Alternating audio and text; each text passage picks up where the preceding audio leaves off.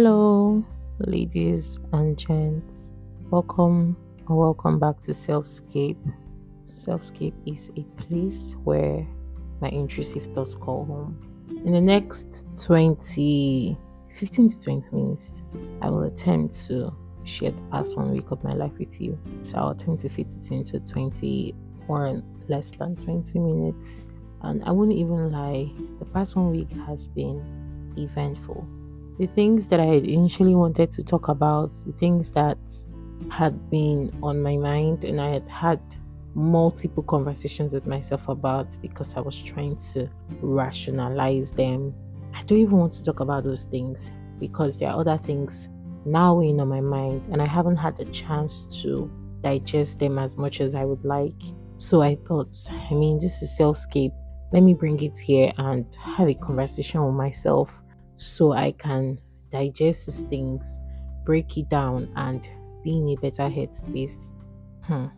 Mind is everywhere right now. I'm currently contemplating a lot of things, work, especially work. And if I've had conversations, like private conversations with my friends, and so most of my closest friends know that I've had a lot of back and forth with the decisions I make concerning work.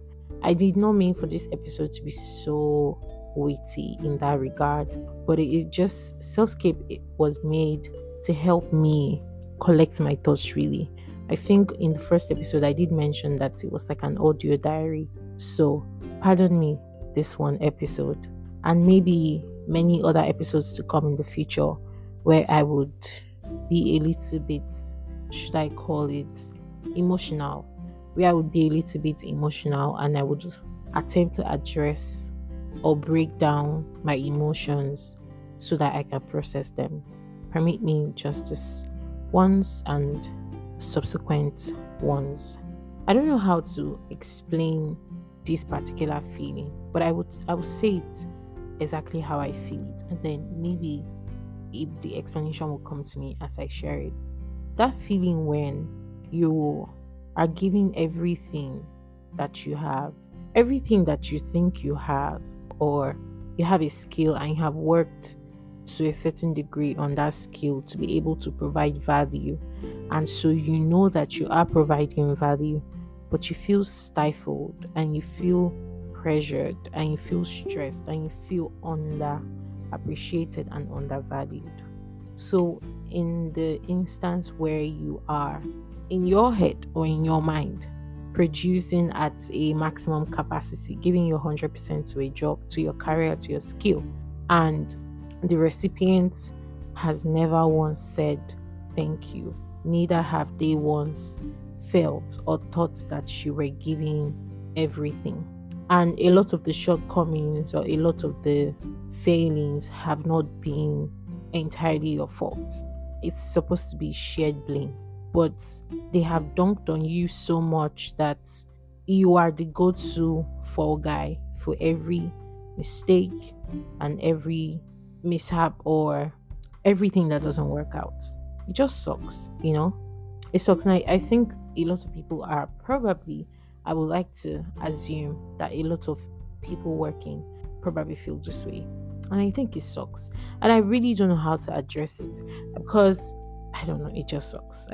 To show up every day, with this one thought, I want to give value to this person. And for the person to turn around every day to say, well, you're not giving me value. So then, are you the problem? Am I the problem? Am I the one that is not giving value? And I have looked at this thing from an external perspective. I have had people look at this thing. And so it's like there's a problem somewhere, but I haven't been able to place my finger in it or being able to identify it. That is even, by the way, it is one of my worries, but it is not the height of my worries. The height of my worry right now, or the height of my concern right now is, what exactly am I doing? I'm at this place, this crossroads where I'm dissatisfied with work. I'm dissatisfied with the work that I do, the thing that I loved, the thing that I grew passion for. I'm beginning to not have passion for it. I'm tired, basically, and I'm trying to find a solid ground, a place where a place that allows me to love this thing again, or I'm trying to find my way back to this thing, and I just have not been able to find it in the last 1 year.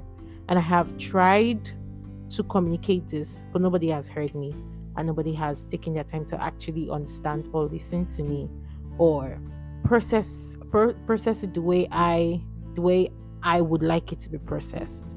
And everybody just dismisses it. And I use the term nobody and everybody because I do not want to name names, and I would rather generalize than specify. It just has not been received exactly how I thought it would, and it's a bit disheartening. I don't like to This is why I don't like to process my thoughts, because it's scattered and it's just everywhere, and there's just so much going on in my head. It is well. Let me just move away from it for a bit. I suffered a fall on Sunday in my bathroom. It was a very nasty fall. I landed on my hip and my wrist, and I have several bruises, and I have taken meds and just done my bits in a way to ensure that I am looking after myself. And I have tried to go to a hospital to get checked. I want to get checked because ever since I fell, I have not felt good inside. I have felt like something is wrong, and in a way, it kind of scares me. And I have just been in so much pain. It has been hard to get medical help or medical care because I don't have access to my HMO. And it just dawned on me how unwise that is, to have not been bothered about my HMO for the longest time and to now need it and not be able to access it. I have 2 HMOs and I can't access either of them. So this means that when I do go to the hospital, I will have to pay extra just to get care, which I believe that's the sacrifice I should make, and it's a consequence of carelessness, if I should call it that. Or I don't think it's entirely my fault. I think I have a part to play for sure, because I wasn't as concerned. I wasn't expecting to have a bathroom accident. Nobody expects to have that. But that's the thing with emergencies. It really is unplanned. So now I know that I have to be more concerned about my well-being than before. But this is where I'm driving at.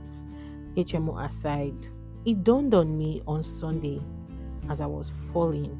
I fell too quickly that I couldn't even hold myself. I couldn't catch myself. I saw myself falling, but I couldn't catch myself. And for the first time in my 26 years, I experienced real fear. It's not like I haven't been afraid before, but there's just, I can't explain it. I experienced fear for real and so much panic. Like I felt it deep inside of me, that fear, and I don't want to ever experience that again. And I just realized that I couldn't save myself. And in split seconds, I had a lot of thoughts at the same time. And it dawned on me that everybody's going to move on. And life is going to move on if anything happens to me. For example, all the things that I've been slaving at and all the things that I've been trying to gather and I've been trying to build and I've been trying to do, if anything happens to me, that's it. Like, there is no going back from that. I've spent so much time working and trying to build a better life for myself and less time actually living the life that I have created so far for myself. I have spent so much time running and very little time living and enjoying each day as it comes, or enjoying my life, or enjoying the family that I have, or spending time with my family, or building memories. I've been so much in a haste and in a rush and never really slowing down. Sunday was the first time that I sat down to think, and I said to myself, wow, life is so short. You are so dispensable. I've always known that I'm not indispensable, but there's a difference between knowing head knowledge and just coming into the realization of it, like actually realizing it. There's difference. And Sunday was the first time that I was able to experience that difference. And something just clicked in my head. And I have not been the same since then. I have just been very thoughtful, very sober, very very reflective, and just really thinking of my life in general and the actions and the steps I have taken to get me here. Looking back and saying, okay, so how much of a rush was I in? And did I ever slow down to appreciate each moment, each milestone, each achievement, everything that I have tried to do? Did I ever slow down to enjoy it when it came?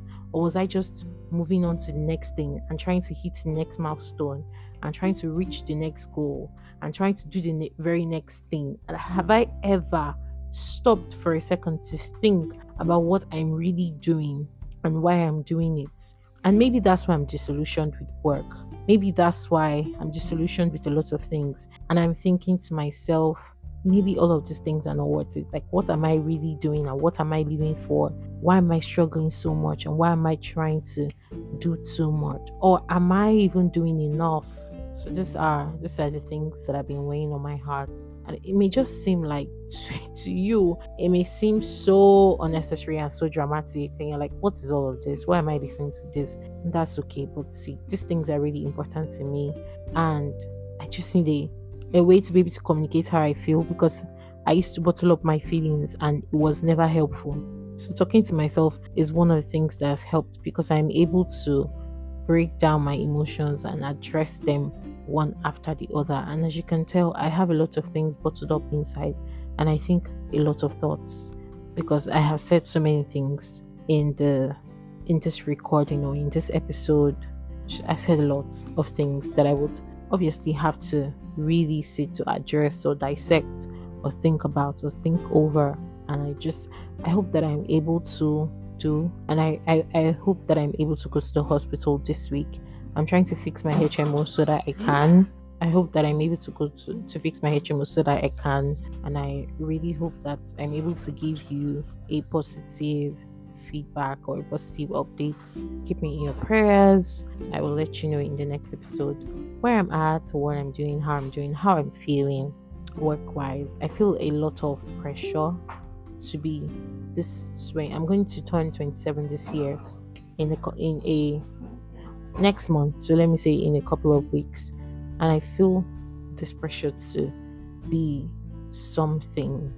I don't know whatever that is, but to just be something or to be somewhere. Not pressure because I see other people, but it's pressure that I have placed on myself, a demand that I have placed on myself that is now exerting pressure on me.